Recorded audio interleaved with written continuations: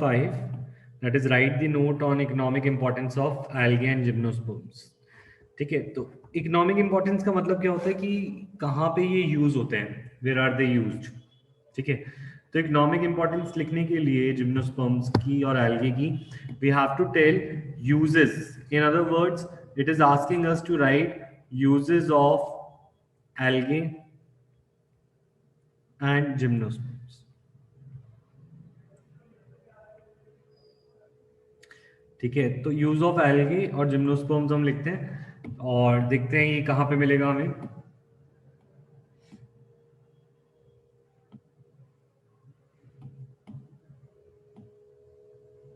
देखो, here there is a whole paragraph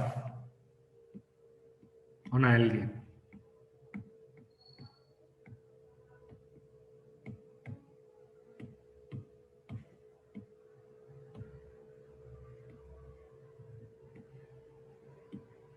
देखो, algae is useful in many ways. First of all, algae का सबसे important काम जो आधी कार्बन डाइऑक्साइड पूरे अर्थ की algae फिक्स करते हैं by the process of photosynthesis.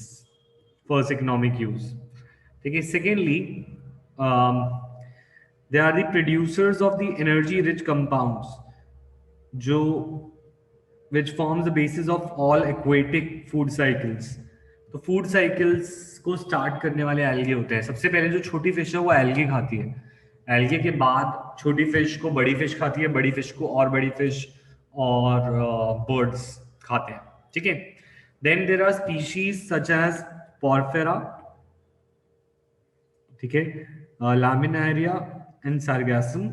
These are 70 species of the algae which are used as food by humans. तो humans इन्हें food की तरह भी खाते हैं.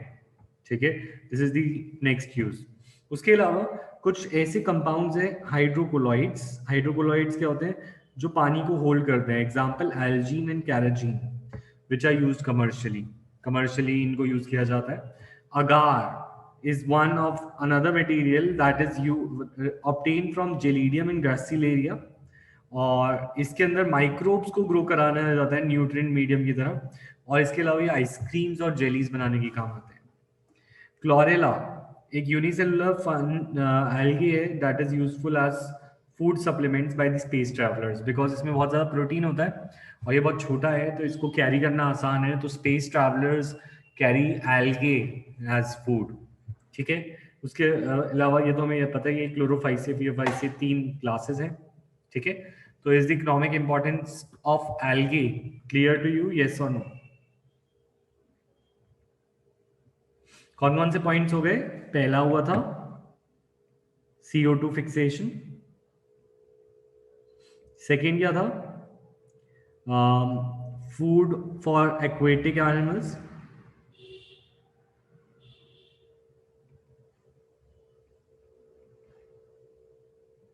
फिर क्या था? उसके अलावा एल्जिन एंड कैराजिन जो कि वाटर होल्डिंग है.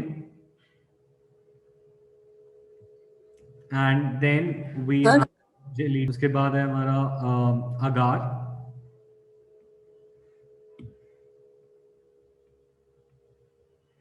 ठीक है, जो कि जेलीज में यूज होता है. एंड क्लोरेला तो which is used as a food by space travellers. ठीक है, you tell me uses of algae clear है, यस और नो?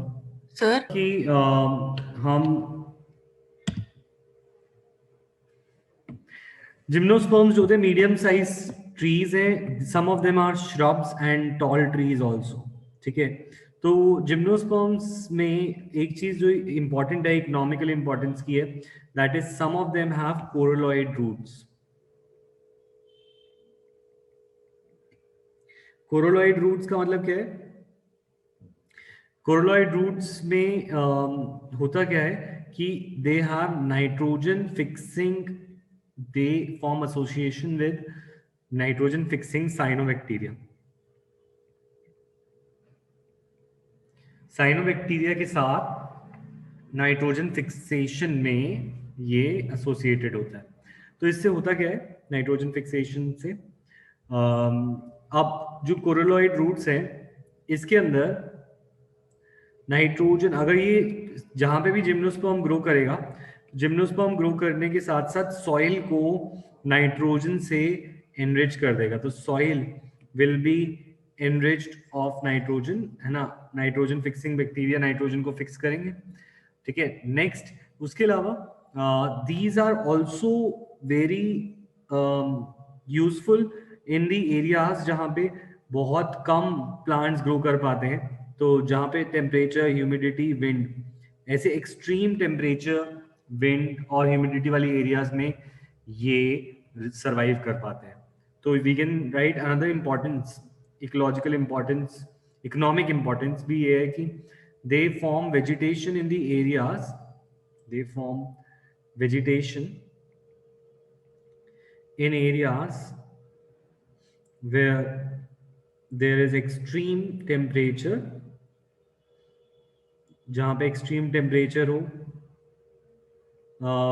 उसके अलावा ह्यूमिडिटी हो या फिर विंड हो, ऐसे एरिया में ये ग्रो कर पाते हैं जहाँ पे और प्लांट्स नहीं ग्रो कर पाते। तो ये उनकी साइकिल, फूड साइकिल्स को भी स्टार्ट कराएगा, ठीक है। जहाँ पे और कोई प्लांट नहीं ग्रो करते वहां जिम्नोस्पर्म ग्रो कर पाते हैं। यू टेल मी, ये दोनों पॉइंट्स क्लियर है, यस और नो?